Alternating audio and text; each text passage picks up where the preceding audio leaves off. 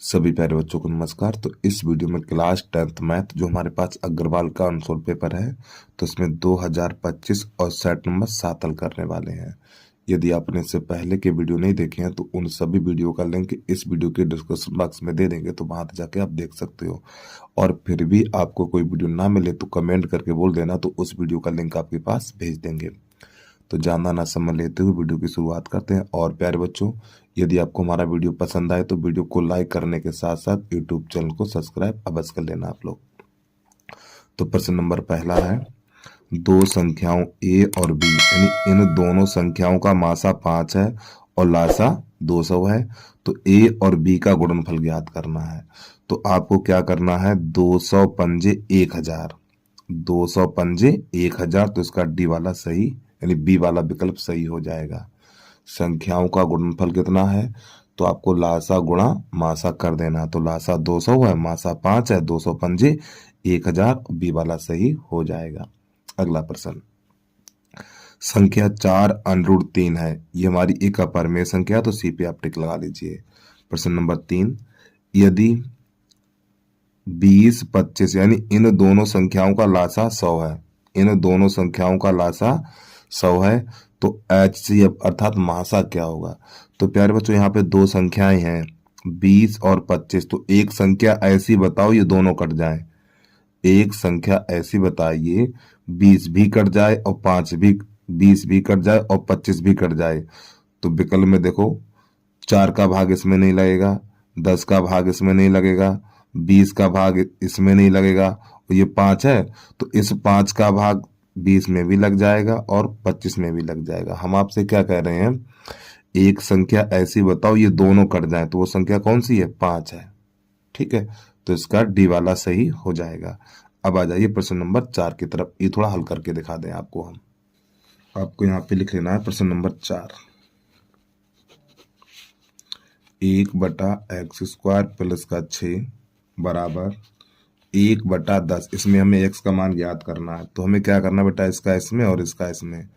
तो ये x² plus का 6 बराबर 10 और 6 को उधर भेज दो, तो x² बराबर 10 माइनस 6, तो x² बराबर 4 बचेगा हमारा।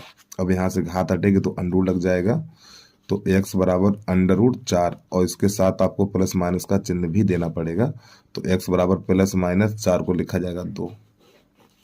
ठीक है, और देख लो ये विकल्प कहाँ पर, वहीं पे आप टिक लगा लीजिए, तो इसका बी वाला सही हो जाएगा। प्रश्न नंबर 5 इसको देखिएगा। प्रश्न नंबर 5 में है, यदि समीकरण, ठीक, ये यदि समीकरण के मूल बराबर है तो सी का मान ज्ञात कीजिए। ठीक है, ये हमारा चैप्टर नंबर 4 से है, तो आपको यहाँ पे दो घात समीकरण लिख लेना है। 2x² माइनस का 8x प्लस सी बराबर 0। तो प्यारे बच्चों, सबसे पहले इसमें ए बी सी के मान समझ लो। देखो ये ए का मान है और ये बी का मान और ये हमारा सी का मान है। मूल समान है, तो जब मूल समान है तो b² माइनस 4ac बराबर आपको 0 लगाना है। ठीक, जब मूल समान हो b² माइनस 4ac बराबर 0 लगा देना है। मान लगाइए, तो b का मान -8 का वर्ग माइनस 4, a का मान 2 और c का मान c बराबर 0। ये हमारा सूत्र है विभक्त कर का। b की जगह पे -8 लगाना है, a की जगह पे 2 लगाना है और c की जगह पे c लगाना है। तो ये तो बन जाएगा 8 8 64। एक बात और ध्यान रखिए, माइनस संख्या का वर्ग हमेशा प्लस होता है। 4 दूनी 8, c बराबर 0। अब क्या करें, इस 64 को उधर भेज दो, -8 c बराबर माइनस का 64, माइनस से माइनस कट जाएगा और 8 1 8 और 8 8 64, तो c बराबर 8 निकल के आ जाएगा। ठीक है, अगला प्रश्न देखिएगा। प्रश्न नंबर 5, यदि बहुपद का 1 0 1 2 है तो a का मान ज्ञात कीजिए। तो यहाँ पर हम क्या करेंगे, इसके बराबर रखेंगे 0 और x की जगह पे हमें 2 लगा देना। 1 0 1 2 है तो x बराबर 2 है आपका। तो आपको पहले लिख लेना बहुपद x² माइनस का 3x और प्लस का 5a बराबर 0। तो एक बहुपद 1 0 1 2 है, तो x बराबर 2 रखने पर, ठीक, x बराबर 2 रखिए, तो यहाँ पे रखेंगे 2, यहाँ पर 2 रखेंगे, तो 2 पे घात 2 माइनस 3 और गुणा 2 प्लस 5a और बराबर 0। तो ये 2 दूनी 4 और ये माइनस का 6 और प्लस का 5a बराबर 0। तो यहाँ पर प्लस का 2 बचेगा, तो 2 + 5a बराबर 0। अब 2 को उधर भेजो तो 5a बराबर हो जाएगा -2 और 5 का लग जाएगा भाग। हमें लग रहा कुछ गलत कर दिया क्या हमने। अच्छा हाँ, 3 दूनी 6, हाँ माफी चाहता हूँ। ये कितना है, 2 का वर्ग 4 हो जाएगा प्यारे बच्चों, 2 का वर्ग 4। तो यहाँ पे -2 बचेगा। अब ये हमारा 2 उधर जाएगा तो प्लस का हो जाएगा, 5 का भाग लगा दो तो a बराबर हो जाएगा 2/5। और देख लो ये विकल्प में कहाँ पर है, वहीं पे आप टिक लगा लीजिए अपना, सी वाला सही हो जाएगा। नंबर 7 है यहाँ पे x² - 5x + 6 के शून्यक हैं, हमें इसके शून्य ज्ञात करने। तो प्यारे बच्चों यहाँ पे इसके बराबर मान लो 0, तो इसके गुणनखंड काट दो आप। तो देखो यहाँ पे एक होता है 6 एकम 6, 6 के ऐसे गुणनखंड करो जोड़ने पर 5 आ जाए, तो 3 दूनी 6। इन दोनों का गुणा करेंगे 6 आएगा और इन दोनों को जोड़ेंगे तो 5 मिल जाएगा। तो x² - x 3 + 2 और प्लस का 6 बराबर 0। तो यहाँ पर x² - x का अंदर गुणा करेंगे तो -3x - 2x प्लस का 6 बराबर 0। यहाँ से x कॉमन लेंगे तो x - 3,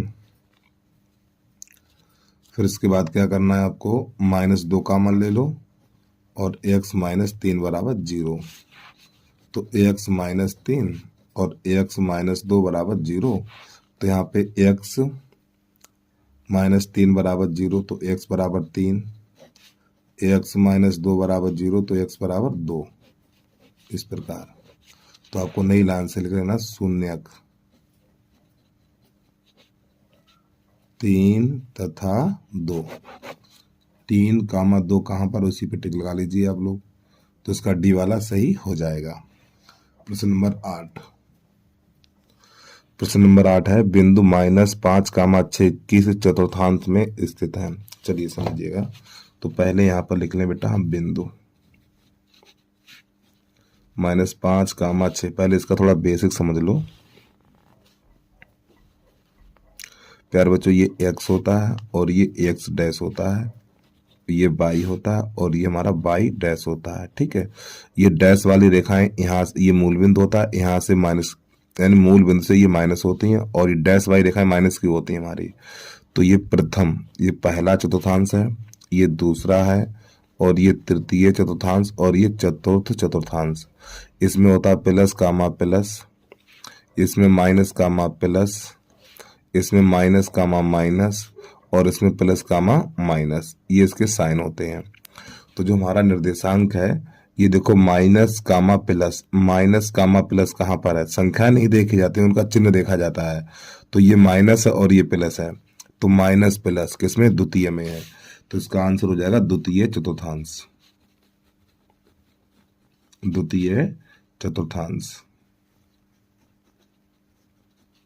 ठीक है, तो इस चतुर्थांश को तैयार कर लीजिए। ठीक है, अगला प्रश्न नंबर 9 है, इसको देखिएगा आप। यदि वृत्त की त्रिज्या a इसका एक चाप केंद्र पर थीटा कोण अंतरित करता है तो चाप की लंबाई ज्ञात कीजिए। चाप की लंबाई ज्ञात करनी है हमें। चलिए समझिएगा। तो प्यारे बच्चों, r बराबर है हमारा a और थीटा बराबर है थीटा ही रहेगा, तो चाप की लंबाई बराबर, तो आपको यहाँ पे लिख लेना है चाप की लंबाई। तो चाप की लंबाई का सूत्र है पाई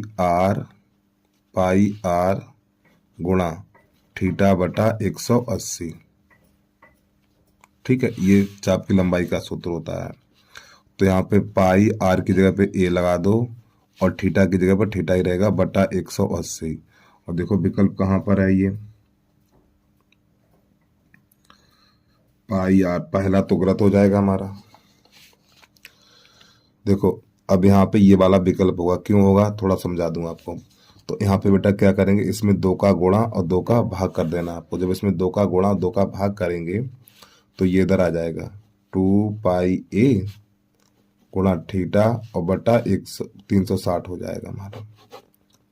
ठीक है, चाप की लंबाई का देखो, बात तो ये जो हमने लिखा बात तो भाई ये 2 से 360 कट जाएगा तो यही तो प्राप्त होगा। तो इसमें 2 का गुणा 2 का भाग कर दो तो इसका ये वाला विकल्प तो कहाँ गया है ये, इसका बी वाला सही हो जाएगा। ठीक, अगला प्रश्न देखिएगा। प्रश्न नंबर 10 है, ये दोनों त्रिभुज समरूप हैं, ये दोनों त्रिभुज समरूप हैं तो कोण ए का मान 45 अंश है और ई का मान 56 है, तो सी का मान कितना होगा? चलिए समझिएगा। तो प्रश्न नंबर 10, तो सबसे पहले यहाँ पे बनाओ दो त्रिभुज।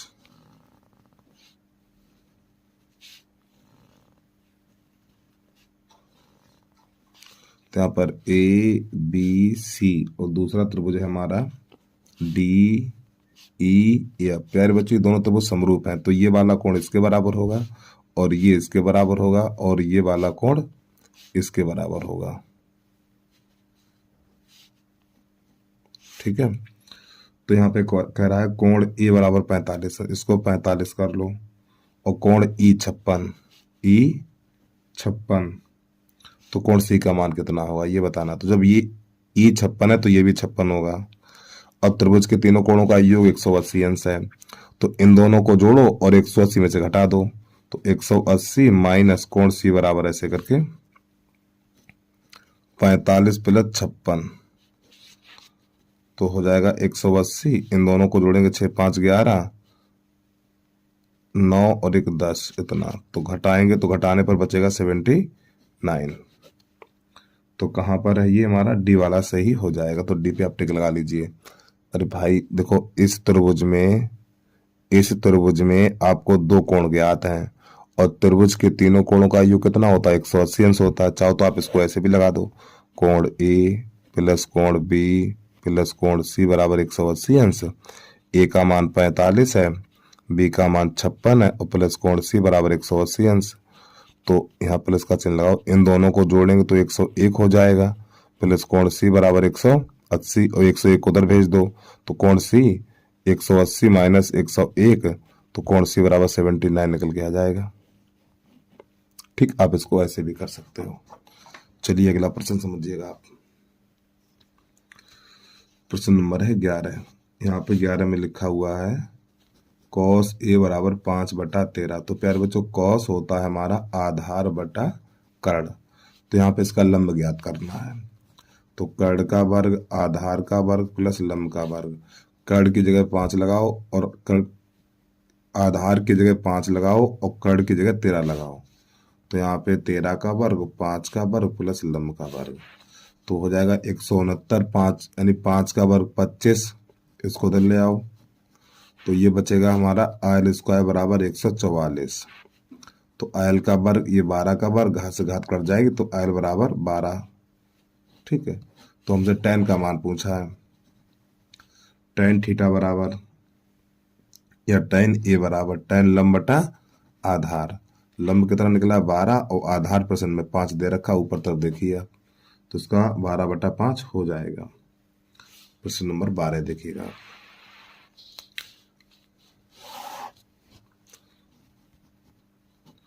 यहाँ पे 12 में लिखा हुआ है कॉस थीटा बराबर 1। तो प्यारे बच्चों, यहाँ पे कॉस है तो आप कॉस में ही देखो 1 किसका है। कॉस थीटा बराबर कॉस 0 का, कॉस 0 का मान 1 होता तो कॉस चला जाएगा तो थीटा बराबर 0 निकलेगा। और जब ये थीटा बराबर 0 निकलेगा तो यहाँ पे पूछ रहा है tan थीटा का मान कितना होगा। तो थीटा बराबर 0 है तो थीटा की जगह 0 लगा दो, तो ये हो जाएगा tan 0 और tan 0 का मान 0 और tan 90 का मान अपरिभाषित होता है। प्रश्न नंबर 13 देखिएगा आप। नंबर 13 है हमारा, यहाँ पे लिखा हुआ है 2 tan 30/1 प्लस tan स्क्वायर 30, तो इसका मान ज्ञात करना है। तो प्यारे बच्चों, यहाँ पे इसके tan 30 का मान लगाएंगे तो पहले 2 गुणा 1/√3/1 प्लस tan 30 का मान 1/√3, यहाँ पे घात 2 है तो घात 2 लगा लो, तो ये तो हो जाएगा 2/√3 और बटा ये हो जाएगा 1/1/3, तो 3 × 3 = 4 हो जाएगा हमारा। तो 2/√3 और ये 4/3 और ये 3 जाएगा यहाँ और ये आएगा यहाँ पर। तो ये हो जाएगा हमारा 6√3 दूनी 6 और ये हो जाएगा 4√3। ठीक है। अब इस 6 को हम देख सकते हैं, या एक काम करो, ये √3 है ना, तो अंश और हर में √3 का गुणा कर दो ऐसे करके, यानी पर में कर दो। तो इसका इसमें करेंगे तो 6√3 हो जाएगा, और जब इसका इसमें करेंगे तो अंडू हट जाएगा, तो 4 12 हो जाएगा हमारा। 6 6 और 6 दूनी 12, तो √3/2। ठीक है, तो ये इसका आंसर आ गया, तो ए वाला सही हो जाएगा। अब इसके बाद प्रश्न नंबर है हमारा 14, उसको देखिएगा। 14 में लिखा हुआ है tan अल्फा बराबर sin अल्फा। अगर प्यारे बच्चों यहाँ पे अगर आपको टेबल याद है तो आप टेबल में थोड़ा ध्यान से समझिएगा उसको। tan और sin में किसके मान बराबर है? tan और sin में किसके मान बराबर है? तो ये 0 का मान बराबर है, क्योंकि tan 0 का मान 0 और sin 0 का मान 0, तो यहाँ पे अल्फा बराबर आपका 0 हो जाएगा। ठीक, क्योंकि अल्फा की जगह पे यहाँ पे हम 0 रखेंगे तो tan 0 हो जाएगा, और tan 0 का मान 0, और यहाँ पे 0 रखेंगे तो sin 0 का भी मान 0 हो जाएगा, तो अल्फा बराबर इसमें 0 हो जाएगा। अब आ जाइए प्रश्न नंबर 15। प्रश्न नंबर 15 है हमारा, यदि एक वृत्त जिसकी त्रिज्या 6 सेंटीमीटर है का एक त्रिज्यखंड केंद्र पर 60 अंश का कोण बनाता है, उस त्रिज्यखंड का क्षेत्रफल ज्ञात कीजिए। तो ये हमारा आर का मान है और ये थीटा बराबर है, तो आपको यहाँ पे लिख लेना है आर बराबर 6 सेंटीमीटर और थीटा बराबर 60 अंश। अब आपको यहाँ पे लिखना त्रिज्यखंड का क्षेत्रफल, त्रिज्यखंड का क्षेत्रफल। तो इसका सूत्र होता है पाई r² थीटा और बटा 360। यहाँ पे पाई का मान नहीं रखना है क्योंकि प्रश्न में पाई दे रखा है। r का मान 6 है तो 6 का वर्ग 36 हो जाएगा, और थीटा 60 है बटा 360। तो प्यारे बच्चों 0 से 0 काट दो और 60 से 60 काट दो, तो आंसर आ जाएगा 6 पाई वर्ग सेंटीमीटर। ठीक है, तो इस प्रकार प्रश्न नंबर 15 हमारा कंप्लीट हो जाता है। प्रश्न नंबर 16 इसको देखिएगा। प्रश्न नंबर 16 है, यदि a सेंटीमीटर भुजा के 2 घनों के संलग्न फलकों को मिलाकर रखा जाए तो बनने वाले ठोस का पृष्ठीय क्षेत्रफल ज्ञात कीजिए। देखो प्यारे बच्चों, एक बात ध्यान रखिएगा, यहाँ पर थोड़ा समझा दें आपको हम। ये हमारे 2 घन है, एक घन ये है और एक घन ये है, और इस समय दोनों घन अलग अलग हैं। घन में 12 किनारे होते हैं, सभी बराबर होते हैं। ठीक, ये हमारी देखो ये ए है, सब ए है, कितने हैं? 12 किनारे होते हैं, सबकी लंबाई ए होती है इस प्रकार, तो इसकी भी लंबाई ए है। अब प्रश्न ये कह रहा इन दोनों को मिला के रखा जाए। जब मिला के रखा जाएगा तो एक बड़ा सा घनाभ बनेगा।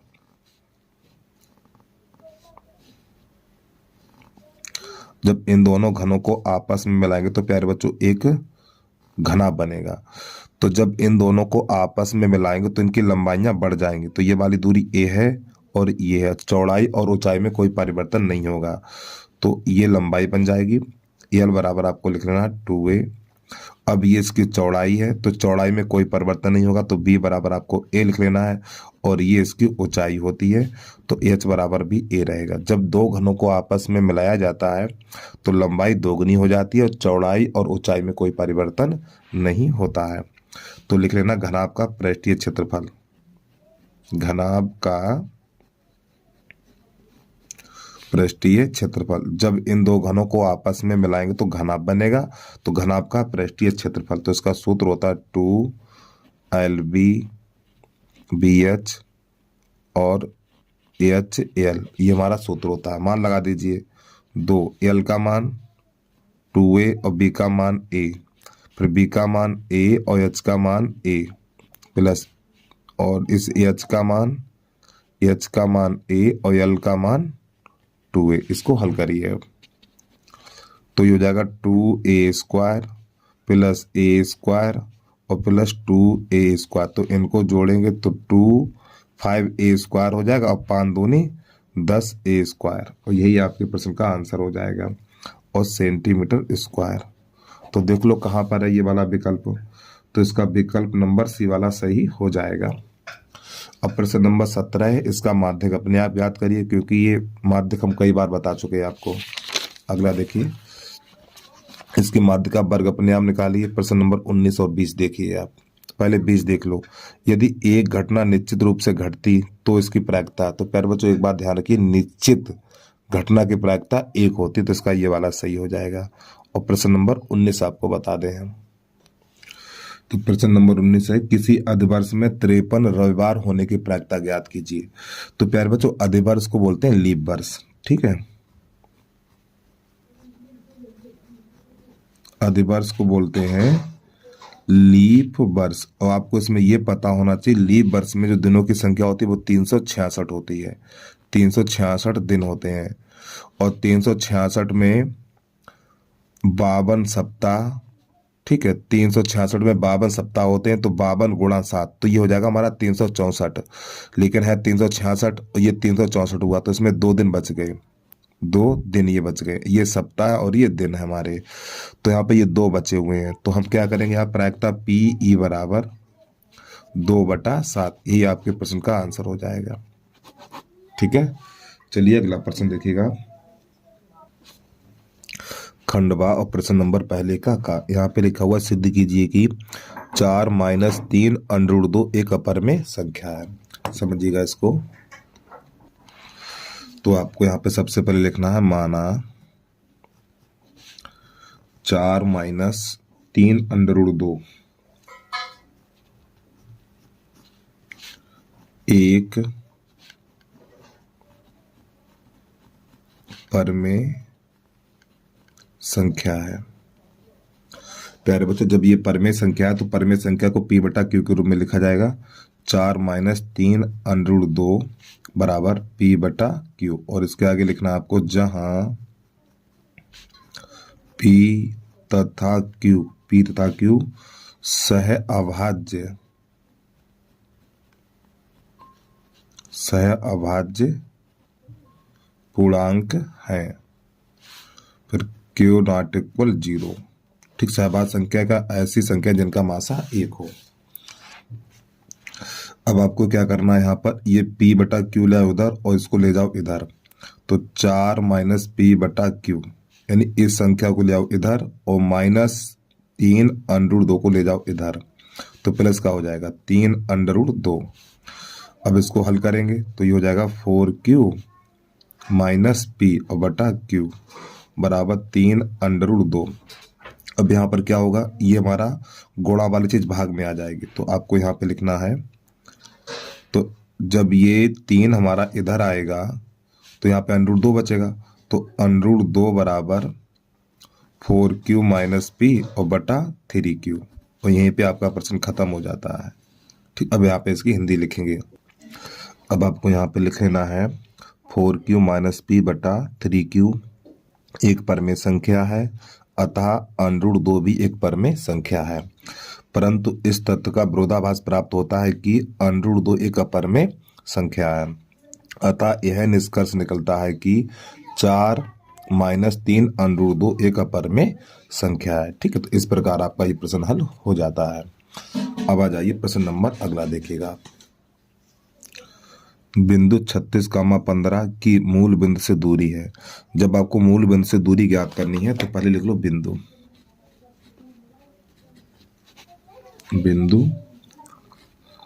36,15, ठीक है, तो मूल बिंदु से दूरी, मूल बिंदु से दूरी बराबर अंडर, जब मूल बिंदु से दूरी पूछे आपसे, इन्हीं दोनों का वर्ग कर दो, 36 का वर्ग और ये हो जाएगा हमारा 15 का वर्ग, तो यहाँ पर 36 का वर्ग हो जाएगा हमारा 92, 1296, ठीक, 36 का वर्ग 1296 और 15 का वर्ग 225। अब इन दोनों को जोड़ेंगे, तो इन दोनों को जब हम जोड़ेंगे तो जोड़ने पर 1521 प्राप्त होगा। अब प्यारे बच्चों यहाँ पे आपको भाग द्वारा वर्गमूल आने चाहिए आपको, और जो ये हमारा 39 का वर्ग है, तो या तो समझ लो ऐसे, देखो 15 21 है, पहले 3 से काटो, 3 पंजे 15, भाग का ही बिंदु 3 सत्ते 21, फिर 3 से कट जाएगा ये, 3 एकन 3, यहाँ पे बचा हुआ है हमारा 2, 3 छक 18 और 3 नियम 27, ठीक है। 3 से कटेगा वो 13 से कटेगा, ये 13 बार जाएगा और 13 एकन 13, तो इसको आप लिख सकते हो 3 गुणा 3 और 13 गुणा 13, तो इसका जोड़ा बन गया, इसका जोड़ा बन गया, तो आपको लिख देना है 3 गुणा 13 और 13 तियो 39, ठीक है। यही आपके प्रश्न का आंसर हो जाएगा, ठीक। और यहाँ पे इसके पीछे मात्रक और लिख देना है, मात्रक लिख दो या फिर इकाई लिख दो। अब आ जाइए, प्रश्न नंबर है हमारा गा गमला, उसको देखिएगा। और प्यारे बच्चों, छोटी सी रिक्वेस्ट है भाई, यदि अभी तक आपने यूट्यूब चैनल को सब्सक्राइब नहीं किया तो यूट्यूब चैनल को सब्सक्राइब करके बेल आइकन घंटी को प्रेस कर लीजिए और एक प्यारा सा कमेंट करके जरूर बता देना है वीडियो आपको कैसा लगा है। अगला नंबर देखिएगा आप, प्रश्न नंबर गा गमला है, उस बिंदु के निर्देशांक ज्ञात कीजिए जो बिंदु, यहाँ पे 2 बिंदु रखे हैं और ये अनुपात दे रखा है। चलिए समझिएगा, तो पहले लिख लो बिंदु -1, 7 तथा 4, -3, और यहाँ पे जो अनुपात दे रखा है, अनुपात बराबर है हमारा 2:3।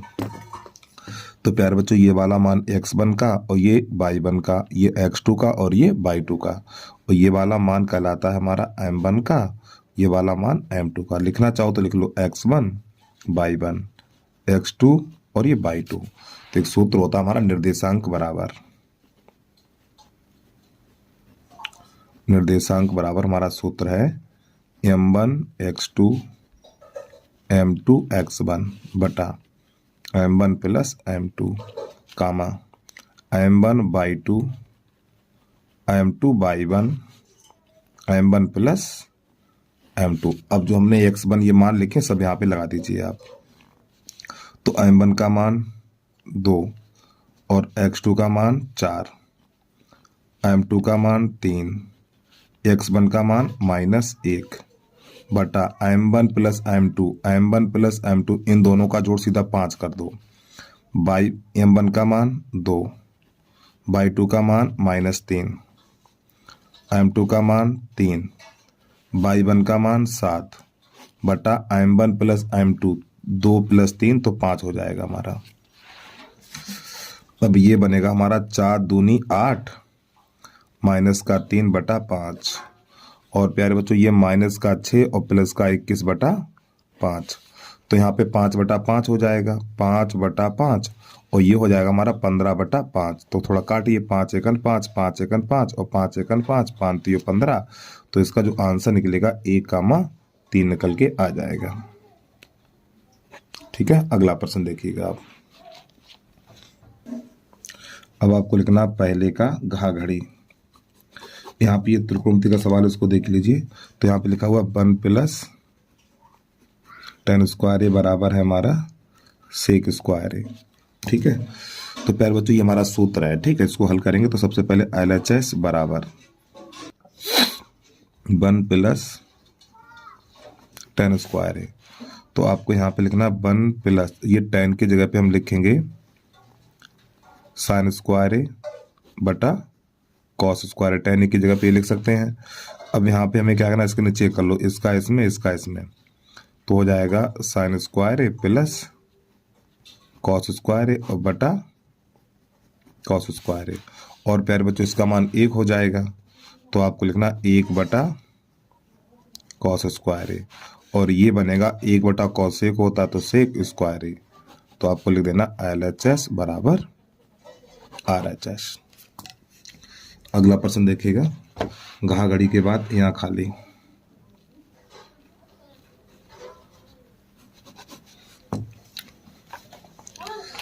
तो यहाँ पर प्रश्न कह रहा है, देखो, एक खिलौना त्रिज्या 3.5 सेंटीमीटर वाले एक शंकु के आकार का है जो उसी त्रिज्या वाले एक अर्धगोले पर अध्यारोपित है।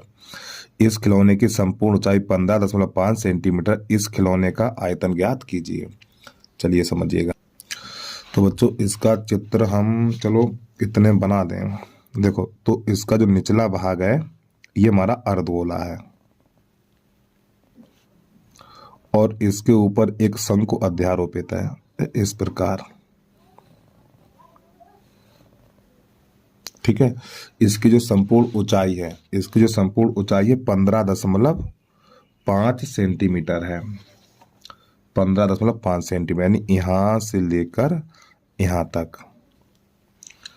और इसके बाद जो इसकी त्रिज्या है, यानी ये त्रिज्या हमारी, तो जो आर का मान है वो 3.5 है। तो प्यारे बच्चों एक बात ध्यान रखिएगा, जब कोई वस्तु एक दूसरे के ऊपर रखी हो तो दोनों की त्रिज्याएं समान होती हैं। तो आपको सबसे पहले यहाँ पे लिख लेना है शंकु तथा अर्धगोले की त्रिज्या समान है। ठीक, दोनों की त्रिज्या कैसी समान है, तो आर बराबर लिख लेना है 3.5 सेंटीमीटर। और प्यारे बच्चों एक बात ध्यान रखिए, देखो ये 3.5 है और ये कितनी होगी, ये भी 3.5 होगी। देखो ये 3.5 है और ये भी 3.5 है, और यहाँ से लेके यहाँ तक 15.5 है। तो 15.5 में से ये घटा देंगे तो शंकु की ऊंचाई मिल जाएगी। तो आपको लिखना है शंकु की ऊंचाई। शंकु की ऊंचाई h बराबर 15.5 में से 3.5 घटा देंगे तो बचेगा हमारा 12 सेंटीमीटर। अब आपको यहाँ पे लिख देना ठोस का आयतन। तो नई लाइन से लिख देना है ठोस का आयतन। अब आपको इसमें ये पता होना चाहिए इस ठोस में कौन कौन सी आकृति जुड़ी हुई हैं। तो देखो ये तो बेटा हमारा अर्धगोला, तो अर्धगोले का आयतन 2/3 पाई आर क्यू। और ये हमारा शंकु है, तो शंकु का आयतन 1/3 पाई आर स्क्वायर एच, इस प्रकार। अब यहाँ से हम क्या करें, कॉमन लेंगे, तो 1/3 पाई आर स्क्वायर ले लेंगे कॉमन। तो जब 1/3 पाई आर स्क्वायर कॉमन ले लिया तो यहाँ पे बचेगा 2r और प्लस इतना चला गया तो खाली यहाँ पर h बचेगा। अब यहाँ पे लगा दीजिए मान, तो 1/3 पाई का मान 22/7 और r का मान है हमारा 3.5 गुणा 3.5, फिर 2 गुणा r का मान 3.5 और ये प्लस h का मान है 12। अब इसको थोड़ा और आगे बढ़ाएंगे हम, तो यहाँ पर जब इसकी कट्टा पिट्टी करेंगे तो देखो 7 एकन 7 और 7 पन्ना 35, 0.5 हो जाएगा हमारा। ठीक है, तो प्यारे बच्चों इन संख्याओं का करेंगे गुणा हम। देखो किसका किसका गुणा करेंगे, ये 22 पंजे 110 हो जाएगा हमारा। पहले तो 1/3 लिख लो, ये 1/3 गुणा 22 पंजे 110, 22 पंजे 110 और दशमलव से पीछे एक अंक है तो यहाँ पे लग जाएगा गुणा 3.5 और कोष्टक के अंदर ये हो जाएगा 35 दूनी 70, ये बन जाएगा हमारा 7। ठीक है, और 12 7 19 हो जाएगा इतना। अब हमें क्या करना है, इसका और ये 11 है खाली। देखो थोड़ा यहाँ पे आपको समझा दें, 35 दूनी 70 और दशमलव से पीछे एक अंक है तो 7 बचेगा खाली। ठीक, और प्लस 19 तो 12 है, 12 7 19। ठीक, इस पूरा मैंने 19 पूरा लिख दिया है। अब इन सभी संख्या गुणा करेंगे, तो जब इन सभी संख्या गुणा करेंगे तो गुणा निकल के आएगा हमारा, ये खाली 11 देखा जाएगा। ठीक, ये दशमलव हटा देंगे तो 11 3.5 और ये 19, इनका गुणा करेंगे तो गुणा निकल के आएगा हमारा 731.5 और बटा ये 3 है। अब इसमें लगा देंगे 3 का भाग। जब हम इसमें 3 का भाग लगाएंगे तो भाग निकल के आएगा हमारा 243.83 और आपको लिख देना है घन सेंटीमीटर। ठीक है, जब 3 का भाग इसमें लगाएंगे तो 243.83 घन सेंटीमीटर निकल के आ जाएगा। यही आपके प्रश्न का आंसर हो जाएगा। अगला प्रश्न देखिएगा आप, प्रश्न नंबर 4 चम्मच है, तो इसमें हमें बहुलक ज्ञात करना। तो ये सबसे पहले टेबल बनाएंगे, उसका बहुलक ज्ञात करेंगे। देखिएगा इसको, जब इसका आपको बहुलक निकालना है तो आपको इसमें ये देखना है परिवारों की संख्या में सबसे बड़ी संख्या कौन सी है। तो यहाँ पे सबसे बड़ी संख्या हमारी है 8। तो 8 के सामने आपको लिख देना है F1 और इससे ऊपर लिखना है आपको F0 और यहाँ पे लिखना F2 और इसके सामने ये हो जाएगा एल का मान, एल का मान हो जाएगा 3। और आपको इसमें ये भी देखना कितने का अंतर है, देखो वर्ग अंतराल में 2 का अंतर है, तो यहाँ पे आपको लिख देना है h बराबर 2। अब यहाँ पे लगा लो बहुलक का सूत्र, बहुलक बराबर, तो सूत्र है हमारा L plus F1 minus F0 बटा 2F1 F0 माइनस F2 और इंटू H, ये हमारा बहुलक का सूत्र है। तो जो हमने ऊपर मान छाटे हैं उसमें आप लगा दीजिए। L का मान कितना है, L का मान 3 प्लस F1 का मान 8 और F0 का मान 7, 2 गुणा F1 का मान 8 माइनस F0 का मान 7 और F2 का मान 2 और H का मान 2। हल करिए इसको, तो 3 प्लस और ये हो जाएगा हमारा 1 बटा ये हो जाएगा 16, ठीक, 16 माइनस 9 और ये 2, तो यहाँ पे 3 प्लस ये हो जाएगा 2 एकन 2 और बटा यहाँ पर बचेगा हमारा 7, तो ये हो जाएगा हमारा 7 3 21 और 21 2, देखो 7 3 21, 21 2 23, 23 बटा 7 और 7 का भाग लगा दो 23 में, तो जब 7 का भाग 23 में लगाएंगे तो निकल के आएगा हमारा 3.286। ठीक है, चलिए अगला प्रश्न देखिएगा आप। प्रश्न नंबर दूसरे का है द्विघात बहुपद के शून्य ज्ञात कीजिए और शून्यकों तथा गुणांकों के बीच संबंध की जांच कीजिए। चलिए समझिएगा, तो सबसे पहले आपको लिख लेना द्विघात समीकरण 3x² माइनस x माइनस का 4 बराबर 0। तो सबसे पहले इसके शून्य ज्ञात करने, तो शून्य ज्ञात करने के लिए यहाँ पर हम करेंगे गुणनखंड। तो 4 3 12, 12 के ऐसे गुणनखंड करो घटाने पर 1 मिले, तो 4 गुणा 3 और 4 में से 3 घटाएंगे तो 1 मिल जाएगा हमें। 3x² माइनस यहाँ पे x और 4 माइनस 3 और माइनस का 4 बराबर 0, यहाँ पे माइनस x का अंदर गुणा करेंगे, 3x² माइनस का 4x हो जाएगा और प्लस का 3x और माइनस का 4 बराबर 0। अब आपको यहाँ से x कॉमन ले लेना है, तो ये 3x माइनस का 4 हो जाएगा, यहाँ से प्लस 1 कॉमन लेना है, यहाँ पर हो जाएगा 3x माइनस 1 बराबर 0। तो 3x माइनस 4 और x प्लस 1 बराबर 0। तो पहले यहाँ से x का मान निकालेंगे, 3x का माइनस 4, 3x माइनस 4 बराबर 0, तो 4 को उधर भेजेंगे तो x बराबर 4 बटा 3, फिर x प्लस 1 बराबर 0, तो x बराबर हो जाएगा माइनस का 1। ठीक है, तो आपको लिख देना है शून्यक, शून्यक बराबर हो जाएंगे हमारे 4 बटा 3 और कामा माइनस 1। अब इसकी करनी है हमें जांच। ठीक है, तो नई लाइन से लिखना है जांच। जांच में क्या करना है आपको, सवाल को दोबारा लिख लेना है, 3x² माइनस का x और माइनस का 4 बराबर 0। तो प्यारे बच्चों यहाँ से ABC के मान छाट लो, तो देखो यहाँ पे 1 होता है, तो A बराबर 3 हो जाएगा और B बराबर माइनस 1 हो जाएगा और C बराबर माइनस का 4 हो जाएगा। तो जो पहला सूत्र होता है हमारा शून्यकों का योगफल, शून्यकों का योगफल बराबर माइनस B/A, ये सूत्र होता है। तो प्यारे बच्चों हमारे शून्य देखो हमारे पास यही तो है, तो इन दोनों के बीच में प्लस का चिन्ह आपको लगाना है। तो देखो 4 बटा 3 प्लस और माइनस 1 बराबर B का मान कितना है, माइनस 1 है, A का मान 3 है, इस प्रकार। तो प्लस माइनस माइनस 4 बटा 3 तो माइनस 1 और ये माइनस माइनस प्लस तो 1 बटा 3 हो जाएगा। अब आपको इसके नीचे कर लो, इसका इसमें इसका इसमें, तो 4 माइनस 3 बटा 3 बराबर 1 बटा 3, तो ये हो जाएगा 1 बटा 3 बराबर 1 बटा 3। ठीक है, फिर आपको नई लाइन से लिखना है, यहाँ पर हमारे पास जगह नहीं है लेकिन आपको यहाँ पे इसके नीचे लिखना है। ठीक है, यहाँ पर हम इधर लिख के दिखा दे रहा हूँ। अब आपको लिखना है शून्यकों का गुणनफल, शून्यकों का गुणनफल, तो ये होता है C/A।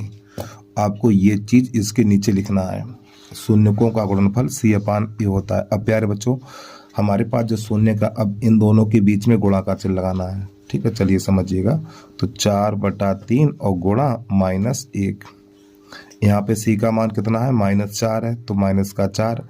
ए का मान कितना 3 है, तो यहाँ पे 3 लगा दो। तो 4/3 का गुणा -1 में करेंगे तो -4/3 बराबर -4/3। तो ये भी दोनों बराबर निकल के आ गए। इस प्रकार आपके प्रश्न का हल हो गया। अब इसके बाद अगला प्रश्न देखिएगा आप। प्रश्न नंबर है हमारा दूसरे का खा। ऐसी दो संख्याएं ज्ञात कीजिए जिनका योग 27 है और गुणनफल 182 है। चलिए समझिएगा। तो आपको लिख लेना है दूसरे का खा। तो यहाँ पे ये लिखना आपको, माना एक संख्या बराबर x है हमारी, ठीक है, और दूसरी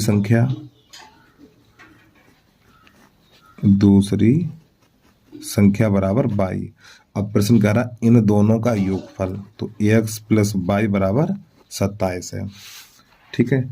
अब आपको यहाँ से क्या करना है, या तो यहाँ से x का मान निकाल लो या फिर y का मान निकाल लो। तो y को उधर भेज दो, तो x बराबर हो जाएगा 27 - y, और ये हो जाएगा हमारा समीकरण नंबर 1। फिर आगे प्रश्न कह रहा इन दोनों का गुणनफल कितना है, 182 है, ठीक। अब यहाँ पे y, x की जगह पे ये वाला मान लगा लो, x की जगह पे ये वाला मान लगा लो। तो यहाँ पर हो जाएगा 27 - y और कोष्टक से बाहर y, और भाई हमने y को उधर भेजा तो x बराबर 27 - y हो गया। अब इस x की जगह पे आपको लगा देना 27 - y, और ये वाला y कोष्टक से बाहर रहेगा, बराबर 182। तो इसका इसमें गुणा कर लो। तो जब इसका इसमें गुणा करेंगे तो ये हो जाएगा हमारा 27y और माइनस का y² बराबर 182। और एक बात ध्यान रखिए प्यारे बच्चों, ये जो माइनस, इसको पहले क्रम से लगा लो, पहले ये वाली संख्या आगे लिखो, इसको पीछे लिखो। माइनस का y² और प्लस का 27y, इसको अंदर ले आओ, माइनस का 182 बराबर 0। और एक बात ध्यान रखिए, यहाँ पर ये पहला पद माइनस नहीं होना चाहिए, माइनस का गुणा, जब इसमें माइनस का गुणा करेंगे तो इनके सबके चिन्ह बदलेंगे।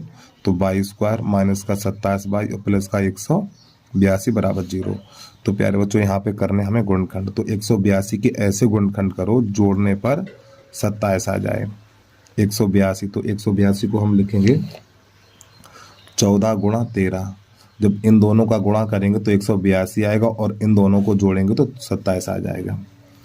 तो y² माइनस y, तो इस 27 की जगह पे 14 + 13 और प्लस 182 बराबर 0।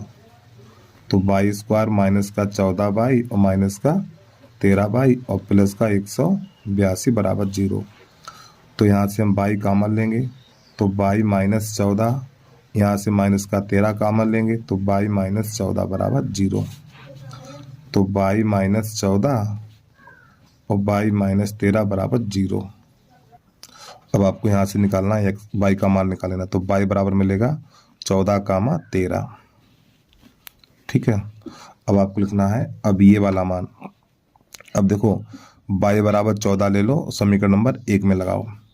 तो यहाँ पर लिखना y बराबर 14 समीकरण 1 में रखने पर, जब y बराबर 14 समीकरण नंबर 1 में रखेंगे यहाँ पर, तो आपको यहाँ पे 14 लगाना है। तो 27 - 14, तो x बराबर हमारा 13 निकल के आ जाएगा।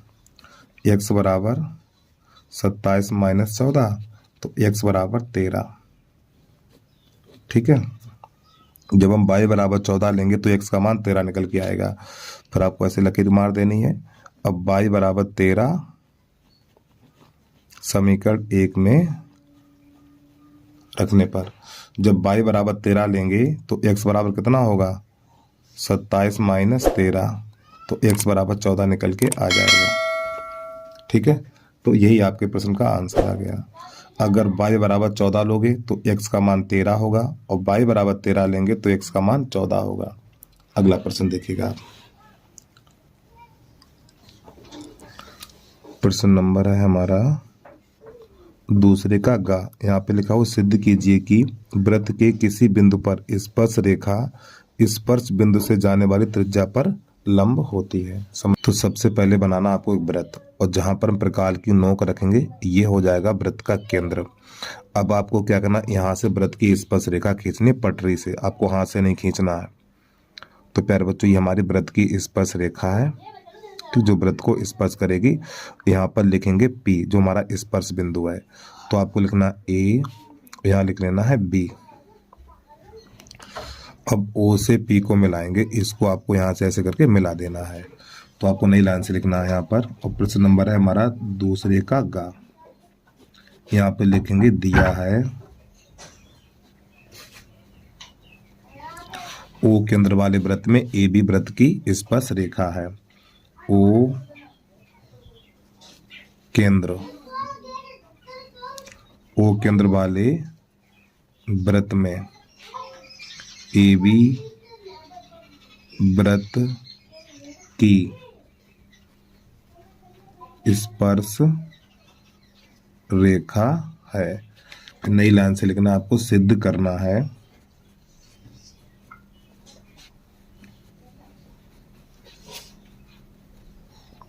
सिद्ध क्या करना है, OP लंब AB, OP लंब AB, ये सिद्ध करना है। अब आपको नई लाइन से लिखना है उपपत्ति। यहाँ पे लिख लेना है आपको उपपत्ति। तो उपपत्ति में हम डालेंगे रचना। रचना में क्या लिखना है आपको, इस वृत्त के बाहर एक बिंदु लेंगे Q, ठीक है। तो इस वृत्त के बाहर बिंदु Q है और बिंदु P वृत्त पर स्थित है। तो रचना में लिखेंगे हम नंबर 1 डाल के,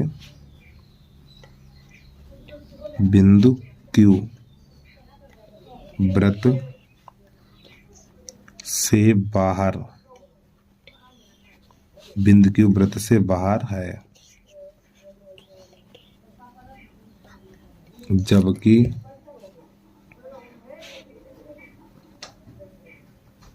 बिंदु P वृत्त पर स्थित है। यानी जो बिंदु Q है वृत्त के बाहर है और बिंदु P वृत्त पर स्थित है, ठीक। तो नंबर 2 डाल के लिखना है आपको। नंबर 2 क्या डालना है, OQ को मिलाया, और आपको अपनी पटरी के द्वारा ऐसे करके आपको मिला देना है। O तथा Q को मिलाया, ठीक है। तो प्यारे बच्चों, यहाँ पे आप ये देखिए, इसमें ये वाली दूरी बड़ी है और ये वाली दूरी छोटी है। तो आपको नई लाइन से लिखना है, तब OQ बड़ा है OP से, ठीक है। यानी जो OQ है वो OP से बड़ा है। तो यहाँ पे लिखेंगे अर्थात O से स्पर्श रेखा की, बिंदु O से स्पर्श रेखा की न्यूनतम दूरी, स्पर्श रेखा की न्यूनतम दूरी OP है। देखो, यहाँ से ये हमारा बिंदु है, तो इस बिंदु से स्पर्श रेखा की न्यूनतम दूरी कौन सी है, OP है, और ये वाली दूरी जाना है, तो ये वाली दूरी इससे बड़ी है। तो आपको नई लाइन से लिख देना है, इसलिए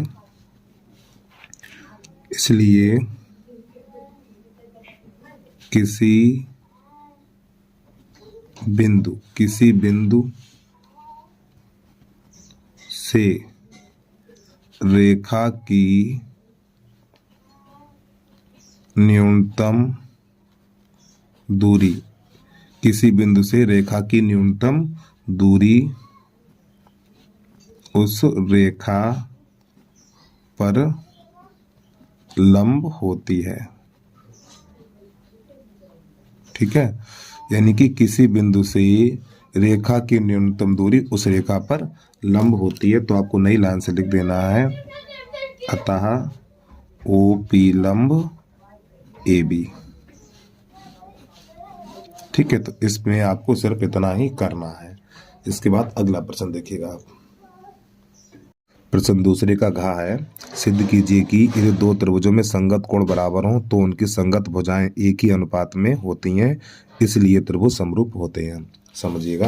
तो सबसे पहले आपको बना लेने हैं दो त्रिभुज। पहला त्रिभुज बनाना छोटा, फिर एक बनाना इससे बड़ा, आपको इस प्रकार। तो इन दोनों त्रिभुजों में संगत कोण बराबर है, तो यहाँ पर ए बी सी, यहाँ लिख लो पी, यहाँ लिख लो क्यू, यहाँ लिख लो आर। तो सबसे पहले आपको इसमें लिखना दिया है त्रिभुज ए बी सी तथा त्रिभुज पी क्यू आर में संगत कोण बराबर है। तो कोण ए बराबर कोण पी हो जाएगा, और कोण बी बराबर कोण क्यू हो जाएगा, और कोण सी बराबर कोण आर हो जाएगा। तो आपको लिखना है कोण ए बराबर कोण पी, और कोण बी बराबर कोण क्यू, और कोण सी बराबर कोण आर। अब आपको नई लाइन से लिखना है, सिद्ध करना है, सिद्ध करना है। तो प्यारे बच्चों, इसमें सिद्ध क्या करना है आपको, ये दोनों त्रिभुज समरूप हैं। तो त्रिभुज ए बी सी और समरूप त्रिभुज पी क्यू आर, ये आपको समरूप दिखाने हैं। तो आपको नई लाइन से लिखना है उपपत्ति। तो उपपत्ति में सबसे पहले लिखना रचना। रचना क्या लिखेंगे, थोड़ा समझिए ध्यान से। देखो, त्रिभुज पी क्यू आर में दो बिंदु ऐसे लेंगे, जैसे हमने एक बिंदु यहाँ पे रख दिया और एक बिंदु यहाँ। ये दोनों बिंदु ऐसे हैं, ये वाली दूरी इसके बराबर है और ये वाली दूरी इसके बराबर है, और यहाँ पे लिख दो डी और यहाँ लिख दो ई। ठीक है। तो आपको नंबर 1 डाल के लिख लेना है त्रिभुज पी क्यू आर में भुजा पी क्यू तथा पी आर पर त्रिभुज पी क्यू आर में भुजा पी क्यू तथा पी आर पर क्रमशः बिंदु डी तथा ई इस प्रकार हैं, यानी दो बिंदु हमने इस प्रकार लिए हैं, ये वाली दूरी इसके बराबर है और ये वाली दूरी इसके बराबर है। तो आपको यहाँ पे लिख लेना है पी डी बराबर ए बी, यानी ये वाली दूरी इसके बराबर है, तथा पी ई बराबर ए सी। ठीक है। फिर नंबर 2 डाल के लिखना है आपको यहाँ पर डी ई को मिलाया। तो आपको लिख देना है डी ई को मिलाया। अब प्यारे बच्चों, हम इन्हीं दोनों त्रिभुजों को लेंगे। किनको? पहले इस त्रिभुज का नाम लेंगे और फिर इस त्रिभुज का नाम लेंगे। चलिए समझिएगा। तो त्रिभुज पी डी ई तथा त्रिभुज ए बी सी में कौन कौन सा त्रिभुज लिया है? तो प्यारे बच्चों, एक त्रिभुज ये लिया और एक त्रिभुज हमने ये लिया। तो आपको पता है ये वाली भुजा इसके बराबर है और ये वाली भुजा इसके बराबर है, और ये कोण दिया हुआ है। तो आपको यहाँ पे लिख देना है पी डी बराबर ए बी, फिर आपको लिखना है पी ई बराबर ए सी। ये कहाँ से लिया हमने बेटा? ये लिया रचना से, ऊपर रचना कर चुके हैं इसकी। फिर इसके बाद कोण ए बराबर कोण पी, और ये प्रश्न में शुरुआत में दिया हुआ है। ठीक है, दिया है, इसलिए त्रिभुज पी डी ई सर्वांसम त्रिभुज ए बी सी। ये दोनों त्रिभुज कैसे सर्वांसम हो जाएंगे? किसके आधार पे हो जाएंगे? दो भुजाएं और एक कोण एस ए एस के आधार पे ये दोनों हमारे त्रिभुज सर्वांसम हो जाएंगे। तो प्यारे बच्चों, जब ये दोनों त्रिभुज सर्वांसम है तो आपको ये पता होना चाहिए ये वाला कोण इसके बराबर होगा, यानी कोण बी बराबर कोण डी हो जाएगा। तो नई लाइन से लिखना है आपको कोण बी बराबर कोण डी, कोण बी बराबर कोण डी। तो आगे लिख देना सी पी सी टी। जब कोई दो त्रिभुज सर्वांसम होते हैं तो उनके संगत कोण बराबर होते हैं, ध्यान रखिएगा आप लोग। अब क्या करना है आपको, अब यहाँ पे क्या करना है, कोण बी बराबर, देखो ऊपर दिया हुआ है यहाँ पर कोण बी बराबर कोण क्यू, तो आपको लिख देना है कोण बी बराबर कोण क्यू। ठीक, रखने पर इसकी जगह पे कोण बी की जगह पे कोण क्यू लगा दो, तो आपका हो जाएगा कोण क्यू बराबर कोण डी, कोण क्यू बराबर कोण डी। अब आ जाइए थोड़ा चित्र की तरफ, देखो यहाँ पर ये वाला कोण इसके बराबर हो गया प्यार बच्चों, ये वाला कोण इसके बराबर हो गया है। तो अब आपको क्या करना है, एक त्रिभुज ये लेना है, फिर एक त्रिभुज ये बड़ा वाला लेना है आपको। तो पहले आप पता नोट कर लीजिए। अब यहाँ पर हम दूसरे पेज पे पहुँच रहे हैं, ठीक है। और यहाँ पे देखो चित्र मैंने बना भी लिया है। अभी मैंने आपको क्या बताया था, ये वाला कोण इसके बराबर है, ये वाला कोण इसके बराबर है। अब इसके नीचे आपको क्या लिखना पड़ेगा, तो पहले ये वाला त्रिभुज लेंगे और फिर हम ये वाला त्रिभुज लेंगे, ठीक है। चलिए समझिएगा, दूसरे पेज पे पहुँच रहे हैं यहाँ पर। तो आपको इसमें कौन कौन से त्रिभुज लेने हैं, एक ये वाला त्रिभुज लेना पी डी ई, तो त्रिभुज पी डी ई तथा त्रिभुज पी क्यू आर में, त्रिभुज पी क्यू आर में। तो प्यार बच्चों ये वाला कोण हो गया इसके बराबर, ये वाला कोण हो गया इसके बराबर। तो क्या लिखेंगे आप, कोण P D E, P D E और बराबर कोण, फिर लिखना है P Q R, P Q R और आगे लिखेंगे सिद्ध कर चुके हैं हम, ठीक है, सिद्ध कर चुके हैं इस प्रकार। अब इसके बाद इस त्रिभुज में क्या देखेंगे, ये वाला कोण उभयनिष्ठ है। देखो ये वाला कोण इस त्रिभुज में भी आएगा और इस बड़े वाले त्रिभुज में भी आएगा, तो ये कोण हो जाएगा हमारा उभयनिष्ठ। तो आपको लिख देना है कोण P बराबर कोण P और आगे लिख देना है उभयनिष्ठ, उभयनिष्ठ, ठीक है। तो ये दोनों त्रिभुज कैसे हो जाएंगे, समरूप हो जाएंगे। तो आपको नई लाइन से लिख देना इसलिए त्रिभुज पी डी ई समरूप त्रिभुज पी क्यू आर किसके आधार पर हो जाएंगे, एंगल के आधार पर दोनों त्रिभुज समरूप हो जाएंगे, ठीक है। अब प्यारे बच्चों स्टार्टिंग में मैं आपको पीछे बता चुका था कि ये दोनों त्रिभुज कैसे सर्वांसम है। तो आपको नई लाइन से लिखना है यहाँ पर त्रिभुज ए बी सी सर्वांसम त्रिभुज पी डी ई, यानी ये दोनों त्रिभुज कैसे सर्वांसम है, ठीक है। तो यहाँ पर क्या करेंगे, पी डी ई की जगह पे ए बी सी हमें लगा देना है। तो नई लाइन से लिखेंगे हम, तब लिख दो यहाँ पर रखने पर, ठीक है, इसकी जगह पे ये लगा देना है। तो त्रिभुज ए बी सी समरूप त्रिभुज पी क्यू आर, ठीक, और यही आपके प्रश्न का हल हो जाता है। तो बस तो आपको इसमें इतना ही करके छोड़ देना। अब इसके बाद अगला प्रश्न है। तो अगले प्रश्न में आपको क्या करना है बेटा, यहाँ पर आपको माध्यिका ज्ञात करनी है, ठीक। तो माध्यिका अपने आप निकाल लीजिए आप। प्रश्न नंबर है दूसरे का चा, एक डब्बे में 5 लाल कंचे, 8 सफेद कंचे और 4 हरे कंचे हैं।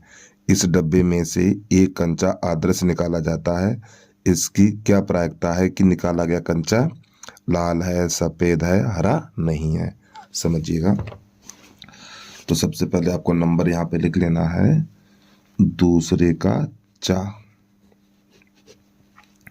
आपको लिखना लाल कंचे बराबर, लाल कंचे 5 हैं, फिर सफेद कंचे बराबर 8, फिर हरे कंचे हैं, हरे कंचे बराबर 4। अब आपको इन सबको जोड़ देना है, कुल कंचे, कुल कंचे, ठीक, तो कितने हो जाएंगे 17। अब आपको लिखना नंबर 1 डाल के, लाल है। लाल कंचे की प्रायिकता ज्ञात करनी है, तो आपको लिखना है यहाँ पर P कोष्टक के अंदर लाल है। तो आपको ये देखना लाल कंचे कितने हैं, 5 हैं। तो आपको लिखना 5 और बटा ये हमारा अनुकूल परिणाम और ये कुल परिणाम है, ठीक है, 5/17 इसका ये आंसर आ गया। नंबर 2 कह रहा है सफेद है, सफेद है। तो आपको लिखना है P और कोष्टक के अंदर सफेद है। तो देखो सफेद कंचे कितने हैं, 8 हैं। तो आपको यहाँ पर लिख देना 8/17। नंबर 3 डाल के लिखना है हरे नहीं है, यानी हरा नहीं है, हरा नहीं है, यानी हरा होना ही नहीं चाहिए प्यारे बच्चों, हरा कंचा नहीं होना चाहिए, ठीक है। तो P और कोष्टक के अंदर हरा नहीं है। तो हरे को हटाकर, तो यहाँ पे देखो हरा हटा दो, तो 8 5 13, तो 13/17 हरा नहीं आना चाहिए, ठीक है, 13/17। तो इस प्रकार आपका ये प्रश्न हल हो जाता है। अब आ जाइए प्रश्न नंबर 3 को देखिएगा। तो प्रश्न नंबर 3 है संख्याओं की उस सूची के प्रथम 24 पदों का योगफल ज्ञात कीजिए जिसका n पद ये दिया हुआ है, ठीक है। तो देखो 24 पदों का योगफल ज्ञात कीजिए, तो ये n बराबर हमारा 24 हो जाएगा यहाँ पर। तो यहाँ पर आपको लिखना है n बराबर 24, ठीक। और जो n पद दे रखा है n बराबर 3 + 2n। तो प्यारे बच्चों यहाँ पे क्या करना है, पहले n बराबर 1 रखना है आपको, n बराबर 1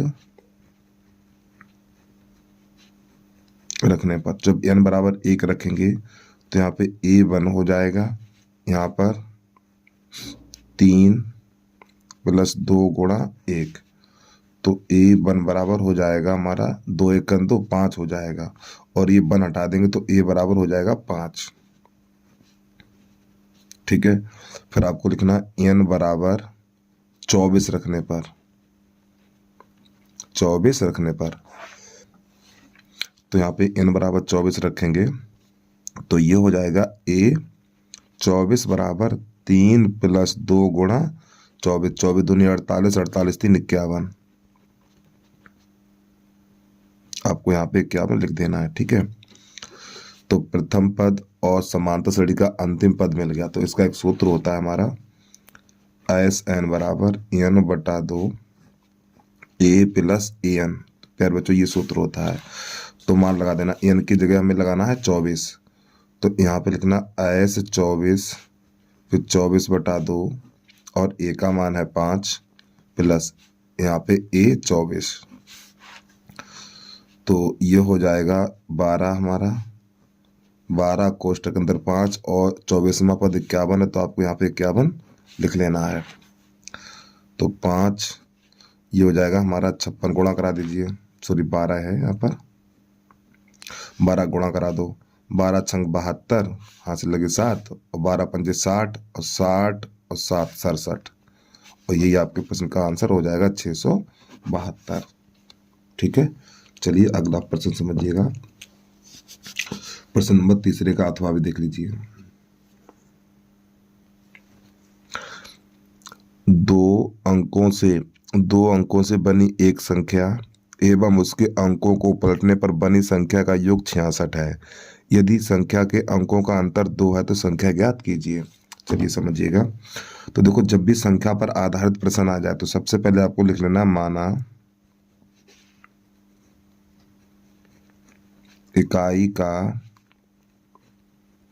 अंक y तथा दहाई का अंक x है, ठीक है। फिर नई लाइन से संख्या बराबर 10x + y, ठीक।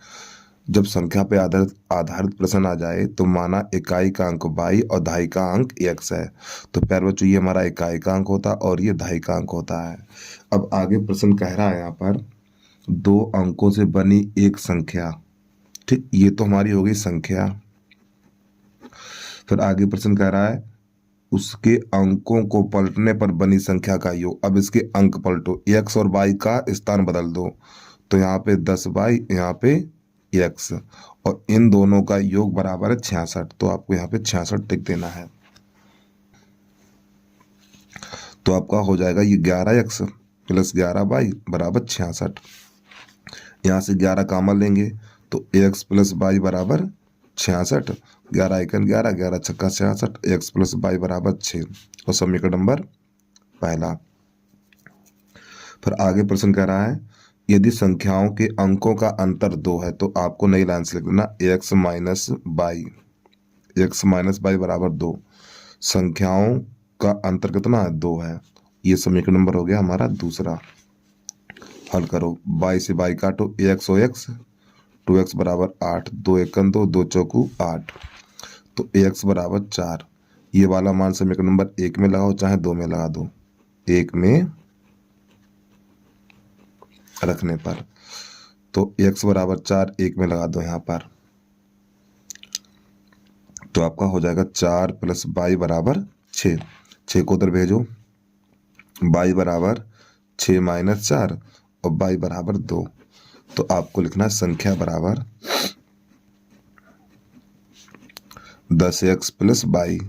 तो 10 गुणा x का मान है 4 और y का मान है 2, तो 40 प्लस 2 और आपका आ जाएगा 42। और यही प्रश्न का आंसर हो गया। ठीक है, अगला प्रश्न देखिएगा आप। 42 या इसको पलट के लिख दो, ठीक है, 24 कर दो, ऐसे करके 42 या 24। प्रश्न नंबर 4 है आंधी आने से एक पेड़ टूट जाता है और टूटा हुआ भाग इस तरह मुड़ जाता है कि पेड़ का शिखर जमीन को छूने लगता है और इसके साथ 30 अंश का कोण बनाता है। पेड़ के पाद बिंदु की दूरी जहां पेड़ का शिखर जमीन को छूता है 8 मीटर है। पेड़ की ऊंचाई ज्ञात कीजिए। चलिए समझिएगा। तो प्रश्न नंबर पहले डालिए 4। तो प्यारे बच्चों, ये हमारी एक भूमि है और ये हमारा एक पेड़ है। ठीक है, अब पेड़ मान लो यहां से टूटा और यहां से टूटकर जमीन को छूने लगा और जमीन से जब छू रहा है तो ये कोण बन रहा है 30 अंश का। ठीक है, ये पेड़ का आधार है, पाद बिंदु है, और यहाँ पे जो पेड़ का ऊपर वाला सिरा जमीन को स्पर्श करता तो ये दूरी हमारी 8 मीटर है। तो यहाँ पर A, B, C और ये D। तो हमें इस पेड़ की ऊंचाई ज्ञात करनी है। तो यहाँ पर क्या करेंगे, ये वाली दूरी कर लो छोटी h और ये कर लो बड़ी h। और प्यारे बच्चों, जब ये बड़ी h होगी तो आपकी ये भी बड़ी h ही होगी। ठीक है, क्योंकि ये वाली दूरी और ये दूरी बराबर है और ये कोण 90 अंश होगा। तो आपको यहाँ पे लिखना है माना BD एक पेड़ है। ठीक है, यहां से यहां तक क्या पेड़ है और बिंदु C से टूट के यहाँ पे स्पर्श कर रहा है। ठीक, इतना जरूर लिख लीजिए आप। तो यहाँ पे आपको क्या करना है, पहले त्रिभुज ABC में तो आपको यहाँ पे लगा देना है tan 30 लंब बटा आधार, तो h बटा 8 और tan 30 का मान 1/√3 और h बटा 8 कैसे गुणा कर दो यहाँ पर आप। तो इसका इसमें तो h बराबर हो जाएगा ये इनकी √3h बराबर 8 हो जाएगा। फिर आपको क्या करना, √3 का भाग लगा देना, तो h बराबर 8/√3 मीटर। फिर आपको यहाँ पे लेना है साइन, ले लो लंब बटा कर्ण। साइन 30 बराबर लंब बटा कर्ण, तो लंब कितना है इसका एच है और कड़ बड़ी एच है, ठीक, ये स्मॉल और ये कैपिटल है। 37 का मान 1/2 और ये हो जाएगा हमारा h/h, गुणा करो इसका इसमें इसका इसमें, तो जब इसका इसमें गुणा करेंगे तो हमारा ये हो जाएगा h बराबर 2h और इस छोटी h का मान ये रहा, तो h बराबर 2 गुणा 8/√3, तो h बराबर ये हो जाएगा 8 दूनी 16/√3 मीटर। अब आपको लिखना पेड़ की ऊंचाई, पेड़ की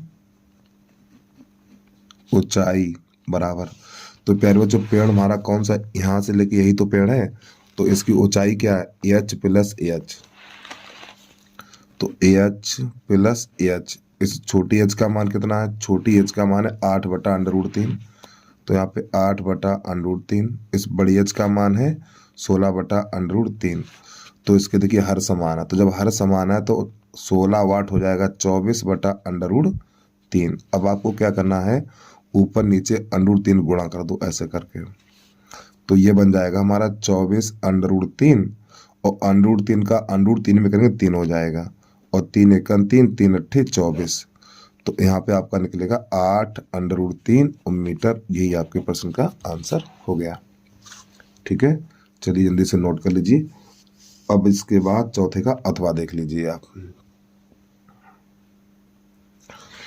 चौथे का अथवा है 7 मीटर ऊंचे भवन के शिखर से एक केबल टावर के शिखर का उन्नयन कोण 60 अंश है और उसके पाद का अवनमन कोण 45 अंश है, टावर की ऊंचाई ज्ञात कीजिए। चलिए समझिएगा, तो सबसे पहले बनाना है आपको क्षैतिज रेखा, ठीक, समतल बनाना है। तो प्यारे बच्चों ये हमारा है एक भवन जिसकी ऊंचाई 7 मीटर है। अब भवन के शिखर से टावर के शिखर का उन्नयन कोण 60 अंश है, तो यहाँ पे आपको बनाना है एक टावर, तो इसका उन्नयन कोण ये, ठीक, ये कोण है हमारा 60 अंश और इसके पाद का अवनमन कोण है हमारा 45 अंश, ये वाला। जब ये 45 है तो प्यारे बच्चों ये भी हमारा 45 हो जाएगा। तो ये हमारा एक टावर, तो इसकी ऊंचाई ज्ञात करनी है। तो प्यारे बच्चों जब ये 7 है तो ये भी 7 होगी और ये वाली दूरी h कर लो, तो यहाँ पर a कर लो, b c d और ये e, तो ये वाली दूरी x कर लो, तो ये वाली दूरी भी x हो जाएगी। तो आपको लिखना यहाँ पर माना BD एक टावर तथा AE एक भवन है। तो सबसे पहले त्रिभुज BAE में त्रिभुज BAE में tan 45 लंब बटा आधार, तो लंब ये और आधार ये, tan 45 का मान 1, इसका इसमें तो x बराबर 7 मीटर। अब आपको त्रिभुज लेना है ECD में, त्रिभुज ECD में, तो यहाँ पे tan 60 लंब बटा आधार, लंब ये और आधार ये, तो आपका हो जाएगा h/x और tan 60 का मान √3 h और इस x का मान कितना है 7 है, तो यहाँ पे 7 लगा दीजिए, कैसे गुणा करो इसका इसमें इसका इसमें, तो h बराबर 7/√3 मीटर। अब आपको नई लाइन से टावर की ऊंचाई, टावर की ऊंचाई, तो प्यारे बच्चों टावर हमारा यही तो है, तो इसकी ऊंचाई कितनी है h + 7, तो h + 7, इस h का मान कितना है 7/√3 और +7, तो यहाँ से 7 कामा ले लेंगे तो √3 + 1 मीटर। यही आपके प्रश्न का आंसर हो गया। अब इसके बाद चौथे का नहीं, प्रश्न नंबर 5 चलेगा, उसको देखिए आप। ये चौथे का अथवा हो गया है, 5 नंबर देखिए। प्रश्न नंबर 5 है 7 सेंटीमीटर भुजा वाले एक घनाकार ब्लॉक के ऊपर एक अर्धगोला अध्यारोपित है। अर्धगोले का अधिकतम व्यास क्या हो सकता है, इस प्रकार बने ठोस का पृष्ठीय क्षेत्रफल ज्ञात कीजिए। चलिए समझिएगा। तो सबसे पहले आपको हम एक घना बना के दिखा दें। घनाभ क्या है? जिसमें 12 किनारे होते हैं और सभी बराबर होते हैं। ठीक, जैसे आपने देखा होगा लूडो वाली जो गोटी होती है ना, वो हमारी घन या घनाभ होती है। तो प्यारे बच्चों, ये हमारा एक घन है जिसकी भुजा 7 सेंटीमीटर है। सब ये भी 7, सब 7 की हैं यहाँ पर। अब इसके ऊपर एक अर्धगोला रखना है। तो अर्धगोले का अधिकतम व्यास कितना होगा? जितनी घन की भुजा है उतना ही अर्धगोले का व्यास होगा। इस प्रकार प्यारे बच्चों, मैंने ये अर्धगोला रख दिया है। तो ये घन की भुजा कितनी है? 7 है। तो अर्धगोले का व्यास कितना होगा? 7 होगा। तो आपको यहाँ पे लिख लेना है घन की भुजा बराबर 7 सेंटीमीटर और अर्धगोले का व्यास, अर्धगोले का व्यास, तो अर्धगोले का व्यास हो जाएगा हमारा 7 सेंटीमीटर। तो आपको पता व्यास को 2r से लिखा जाता है 7, तो r बराबर 7/2 सेंटीमीटर। अब आपको नई लाइन से लिखना ठोस का पृष्ठीय क्षेत्रफल। ठोस का पृष्ठीय क्षेत्रफल, ये पहले घन है तो घन का पृष्ठीय क्षेत्रफल 6 गुणा भुजा स्क्वायर। ठीक है, और प्लस ये हमारा अर्धगोला, तो अर्धगोले का पृष्ठीय क्षेत्रफल 2πr², और माइनस इसका जो नीचे वाला भाग दब गया वृत्ताकार। ठीक, तो वृत्त का क्षेत्रफल घटा देंगे πr²। अब इसको हल कर दो तो 6, भुजा कितनी है? 7 है, तो 7 का वर्ग प्लस 2πr² में से πr² घटा देंगे तो यहाँ पे πr² आपका बच जाएगा। तो 6 गुणा ये तो हो जाएगा 49 प्लस 22/7 और r का मान है 7/2 गुणा 7/2। तो 1 7 से 1 7 काट दो, फिर 2 1 2, ये हो जाएगा 11। तो 6 नेम 54 की 4 हासिल 5 और 6 चौक 24, 24 से 5 29 और प्लस 11 7 77/2।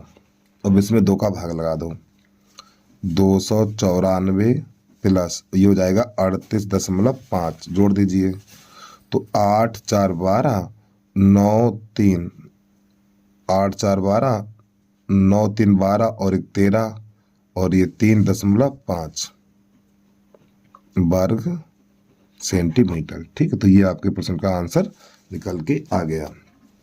अब इसके बाद प्रश्न नंबर 5 में का अथवा देखिएगा। और प्यारे बच्चों, यदि आपने अभी तक यूट्यूब चैनल को सब्सक्राइब नहीं किया है तो यूट्यूब चैनल को सब्सक्राइब करके बेल आइकन घंटी को प्रेस कर लीजिए और एक प्यारा सा कमेंट करके जरूर बता देना है आपको वीडियो हमारा कैसा लगा है।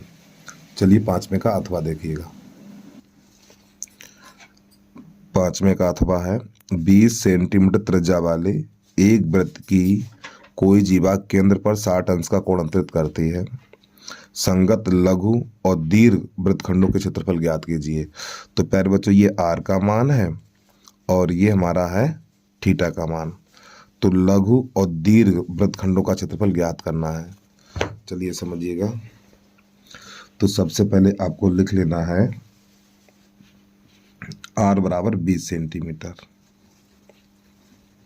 r बराबर 20 सेंटीमीटर और थीटा बराबर है हमारा 60 अंश। अगर हम इसका चित्र बनाना चाहें तो चित्र हमारा इस प्रकार बनेगा। तो प्यारे बच्चों, ये हमारी है एक जीवा और ये है केंद्र। ठीक, यहाँ से मिलाएंगे और यहाँ से मिलाएंगे और ये कोण बनेगा हमारा 60 अंश का। ठीक, ये कोण बनेगा 60 अंश का। फिर आपको यहाँ पे क्या करना है, ये त्रिज्या है जिसकी लंबाई 20 सेंटीमीटर है, तो ये वाला क्षेत्रफल ज्ञात करना है। फिर इससे ऊपर वाला क्षेत्रफल ज्ञात करना है। चलिए समझिएगा। तो सबसे पहले लिखना है आपको लघु वृत्तखंड का क्षेत्रफल। नंबर 1 डाल के लघु वृत्तखंड का क्षेत्रफल। तो लघु वृत्तखंड का क्षेत्रफल है πr² थीटा और बटा 360 माइनस 1/2 r² साइन थीटा। मान लगाइए, यहाँ पे आपको पाई का मान 22/7 लगा देना है, 22/7। ठीक है, ऐसे करके। और r का मान 20 है तो 20 का वर्ग 400 कर दो और यहाँ पर लिख देना है थीटा की जगह पे 60 और बटा 360 माइनस 1/2। फिर यहाँ पे r का मान 20 है तो यहाँ पे 20 का वर्ग कर दो, तो 20 का वर्ग हो जाएगा हमारा 400 और यहाँ पर साइन 60। अब यहाँ पे 60 एकन 60 और 60 छक्का इतना हो जाएगा हमारा। फिर यहाँ से आपको लिख देना है, 2 से काटो, 2 3 6 और 2 एकन 2, 2 एकन 2, तो ये हो जाएगा 11 चौक 44 और डबल 0 और 7 3 21 माइनस यहाँ पर ये हो जाएगा हमारा 400। इसे काट दो 2 से, चलो दोबारा यहाँ पे काट देंगे हम, और साइन 60 का मान √3/2। तो प्यारे बच्चों ये तो हो जाएगा हमारा 400 और बटा 21 माइनस, देखो 2 दूनी 4, अच्छा 2 एकन 2, तो ये 200 हो जाएगा हमारा। फिर 2 एकन 2, फिर ये 100 बन जाएगा। तो यहाँ पर हो जाएगा 100√3। अब प्यारे बच्चों यहाँ से क्या करेंगे, हम यहाँ से 100 ले लेंगे कामन। जब यहाँ से 100 कामन लेंगे तो यहाँ पे बचेगा 44/21 और माइनस √3, इतना बचेगा आपका। अब आपको क्या करना है, इसका गुणा इसमें, इसका इसमें, नीचे का नीचे, तो आपका ये हो जाएगा 144 माइनस इसका इसमें करेंगे तो 21√3 और बटा 21। अब चाहो तो आप इसको उतना ही छोड़ दो, या ये वाला 21 है इसके नीचे लगा दो, ऐसे करके 100/21 44 माइनस 21√3 वर्ग सेंटीमीटर। ये तो निकला हमारा लघु वृत्तखंड का क्षेत्रफल। अब यहाँ पे हमें निकालना है दीर्घ वृत्तखंड का क्षेत्रफल। ठीक, पहले इतना नोट कर लीजिए। अब यहाँ से दूसरे पेज पे पहुंच रहे हैं हम। आपको नंबर 2 डाल के लिखना है दीर्घ वृत्तखंड का क्षेत्रफल। तो दीर्घ वृत्तखंड का क्षेत्रफल ज्ञात करने के लिए वृत्त के क्षेत्रफल में से लघु वृत्तखंड का क्षेत्रफल घटा देंगे। तो लघु वृत्तखंड का क्षेत्रफल निकाल चुके हैं 100/21 कोष्टक के अंदर 44 माइनस 21√3 ये निकाल चुके हैं। ठीक है, चलिए समझिएगा, थोड़ा इधर बढ़ा के लिखेंगे हम। पाई का मान 22/7 लगाना है और आर का मान है 20⁻², माइनस 100/21। एक काम करो, इसका अंदर गुणा कर दो ना। जब इसका अंदर गुणा करेंगे, चलो बाद में करेंगे, पहले लिख लो 44 21√3, तो ये बनेगा हमारा 22/7 गुणा ये हो जाएगा हमारा 400, 20 का वर्ग 400, इसका अंदर गुणा करो तो 4400/21 और ये माइनस माइनस प्लस और ये हो जाएगा 2100√3 और बटा 21 इस प्रकार। और ये हो जाएगा 22 चौक 88 100/7 और माइनस 4400/21 और प्लस ये कट जाएगा 21 एकन 21, तो यहाँ पे 100 बचेगा 100√3 इतना। अब आपको यहाँ पे क्या करना है, इन दोनों को लासा लेंगे तो लासा आएगा हमारा 21, तो 7 3 21 3 बार जाएगा और 3 गुणा इसमें करेंगे तो पहले 0 0 3 अट्ठे 24 के 4 हासिल जो 3 अट्ठे 24 2 26 और माइनस 21 एकन 21 एक बार जाएगा और 1 का गुणा 4400 में करेंगे तो 4400 ही रहेगा और प्लस 100√3 आपको लिख देना है। अब इसमें घटाएंगे, पहले 2 0 लगा लो, 4 में से 4 जाएगा 0 और 6 में से 4 जाएगा 2 और ये 2 बच जाएगा बटा 21 और प्लस ये हो जाएगा हमारा 100√3। अब आपको यहाँ पे क्या करना है, यहाँ से 100 कॉमन ले लेना है। जब ऊपर से हम 100 कॉमन लेंगे तो प्यारे बच्चों यहाँ पर बचेगा हमारा 220/21 और प्लस यहाँ पे हो जाएगा √3 और चाहो तो आप इसको इतना ही छोड़ दो। ठीक है, लेकिन आपका आंसर मैच करने के लिए यहाँ पर हम क्या करेंगे देखिएगा। ठीक, 220/21 प्लस ये जो √3 है तो इसमें हम क्या करेंगे, देखो इसमें हम क्या करने वाले हैं, इसमें हम 3 का पहले करेंगे गुणा, नहीं 3 का नहीं, इसमें 7 का गुणा करेंगे और 7 का भाग लगाएंगे। इस प्रकार आपका आंसर लाने के लिए काम कर रहे हैं। अगर आप इतना छोड़ देते हो पूरे नंबर मिलेंगे, एक भी नंबर नहीं कटेगा, लेकिन आंसर मैच करने के लिए इसमें 7 का गुणा और 7 का हम भाग करेंगे।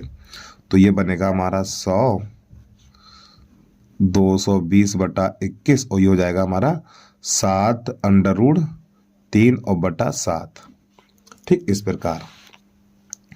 अब यहाँ से देखो नीचे हर से 3 यानी हर से 7 कॉमन हो जाएगा, तो यहाँ पे आपको लिखना है 100/7। 7×3 = 21, तो यहाँ पे 220/3 और प्लस ये 7 चला जाएगा तो यहाँ पे बचेगा 7√3। ठीक, तो यही आपके प्रश्न का आंसर आ गया और आपको लिख देना है वर्ग सेंटीमीटर। अगर आपको ये काम यानी यहाँ तक समझ में नहीं आया तो बोर्ड की परीक्षा में आपको इतना ही छोड़ देना, नंबर 1 भी नहीं कटेगा आपका। ठीक है, चलिए इसके बाद हाँ बस ये अंतिम प्रश्न है। तो बस प्यारे बच्चों आज के लिए इतना ही। यदि आपको वीडियो पसंद आया तो वीडियो को लाइक करने के साथ साथ यूट्यूब चैनल को सब्सक्राइब अवश्य कर लीजिए आप लोग।